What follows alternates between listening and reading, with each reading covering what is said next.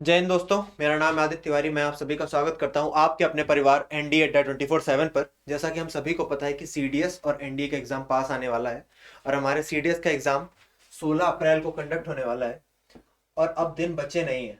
तो लगभग लगभग 50 दिन बचे हुए हैं और इन 50 दिनों में ऐसा क्या पढ़ें, हम कौन सी स्ट्रेटजी अपनाएं कि हम अभी भी अगर हमने कुछ नहीं पढ़ा है या अगर हमने अभी कुछ ही दिन पहले पढ़ना शुरू किया है तो हम अच्छा स्कोर कर सकें। तो उसके लिए आज मैं स्ट्रेटजी बताने जा रहा हूं। अगर आप इसी तरीके से पढ़ाई करेंगे अगले 50 दिन, वैसे तो लगभग 50 से ज्यादा ही दिन है, लेकिन वो जो लास्ट के 10 दिन है उन्हें मैं मॉक टेस्ट के लिए मान रहा हूँ।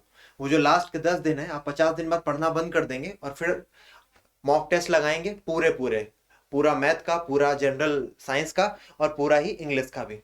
आइए देखते हैं। तो अगर इंग्लिश की बात करें तो इंग्लिश आप जानते हैं सबसे ज्यादा स्कोरिंग सब्जेक्ट इंग्लिश ही है सीडीएस में।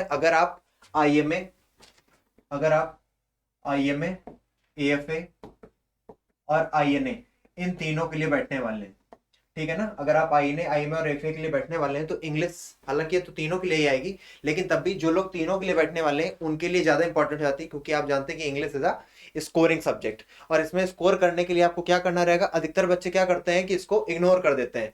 वो मैथमेटिक्स में और जीएस में अपना टाइम लगाते रहते हैं, लेकिन अगर आप इंग्लिश में ध्यान नहीं देंगे तो आपके मार्क्स कम हो जाएंगे। इसलिए इंग्लिश में आपको क्या करना है, सबसे पहली बात तो आपको ये रोज लगानी है ना। Do it daily. अगर आप रोज इसे नहीं करेंगे तो आपकी हैबिट छूट जाएगी। आपको इसकी प्रैक्टिस रोज करनी है। क्या करनी है प्रैक्टिस में, वोकैबुलरी सेक्शन इसमें काफी आता है। आप सभी जानते हैं कि इसमें 10 एंटोनीम्स, 10 सिनोनिम्स और 10 इडियम्स एंड फ्रेजेस आते हैं। तो उस तरीके से यहाँ पर 30 क्वेश्चंस हो जाते हैं और भी कभी कभी बढ़ जाते हैं इसमें क्वेश्चंस। तो आपको रोज रोज antonyms, synonyms and idioms and phrases पढ़ने हैं, खासकर वो इडियम्स एंड फ्रेजेस और एंटोनीम्स और सिनोनिम्स जो पिछले कुछ सालों में आए हुए हैं, ठीक है।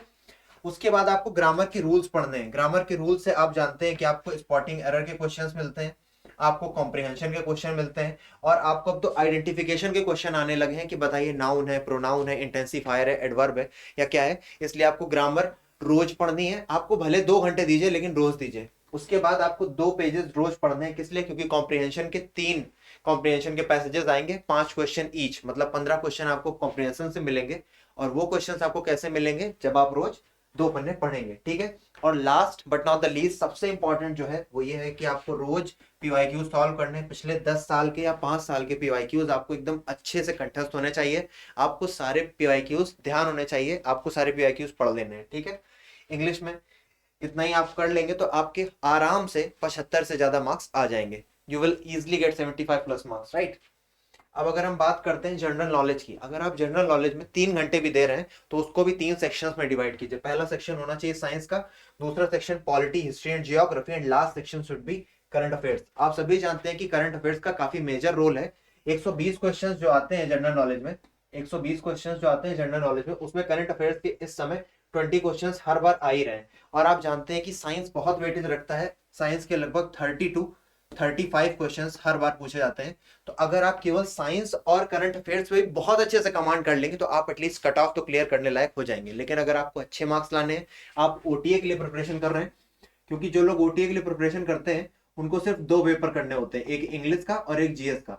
तो इंग्लिश और जीएस अगर आप सिर्फ 2 ही दे रहे हैं तो आपको जीएस में हाई स्कोर करना पड़ता है। तो वो बच्चे जो जीएस का पेपर देने वाले हैं, ओटीए की तैयारी कर रहे हैं, उनको साइंस और करंट अफेयर्स तो आनी चाहिए। और अगर आप, क्योंकि 50 दिन ही बचे इसलिए मैं ज्यादा नहीं बताना चाहता हूं जो अचीवेबल ना हो, या तो आप पॉलिटी अच्छे से पढ़ लीजिए, या आप हिस्ट्री अच्छे से पढ़ लीजिए, या आप जियोग्राफी पढ़ लीजिए। हालांकि जो लेटेस्ट ट्रेंड है, तो मैं आपको सजेस्ट करूंगा कि आप पॉलिटी पूरी पढ़ करके चले जाएं। उसमें भी कुछ स्पेसिफिक चैप्टर्स हैं, ठीक है ना। अगर आप उन्हें पढ़ लेते हैं तो फॉर श्योर आप अच्छे मार्क्स गेन कर लेंगे, ठीक है। करंट अफेयर्स का इसमें खासा रोल है। आप जानते हैं 20 क्वेश्चन आते ही आते हैं।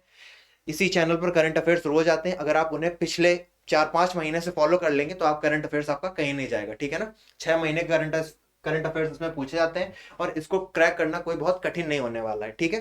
तो आप साइंस पर ध्यान दीजिए, उसमें फिजिक्स, केमिस्ट्री और बायोलॉजी, बायोलॉजी के 10 से 12 क्वेश्चन आ जाते हैं। तो बेसिक बायोलॉजी आप पढ़ लीजिए क्लास 10th की और क्लास 9th की, उससे आपका बायोलॉजी सेक्शन हो जाएगा। फिजिक्स के लिए भी आपको क्लास 10th की फिजिक्स पढ़नी है ना। जो प्रकाश वाला है, ऑप्टिक्स का चैप्टर है, ये चैप्टर्स अगर आप पढ़ लेते हैं, शुरुआत के कुछ चैप्टर्स हैं, है ना, तो आपकी साइंस भी क्लियर हो जाएगी। अब अगर हम बात करें मैथमेटिक्स की, तो आप सभी जानते हैं कि मैथमेटिक्स में 65 to 70 क्वेश्चन जो आते हैं वो एडवांस मैथमेटिक्स से आते हैं, ठीक है ना।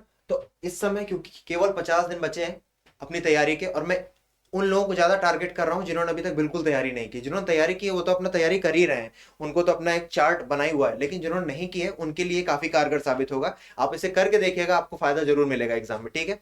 तो एडवांस मैथमेटिक्स के लगभग 65 to 70 क्वेश्चंस आ जाते हैं, जिसमें algebra, geometry, mensuration 3D and 2D, statics and data interpretation and trigonometry.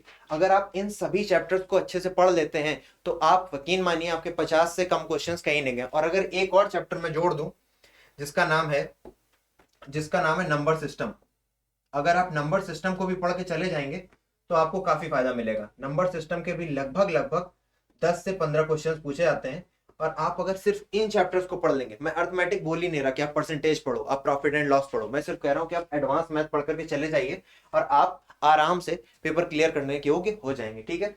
और एट लास्ट मैं ये जरूर कहूँ कि प्रीवियस ईयर क्वेश्चंस जो है ना ये की हैं, these are the key to score highest marks, so you have to do as many as previous year papers as you can do, ठीक है ना। तो आप प्रीवियस ईयर पेपर्स कीजिए, और अगर आपको कोई समस्या है या कोई और अगर आप स्ट्रेटजी चाहते हैं या कोई और आपत्ति विपत्ति है तो आप जरूर पूछें, ठीक है।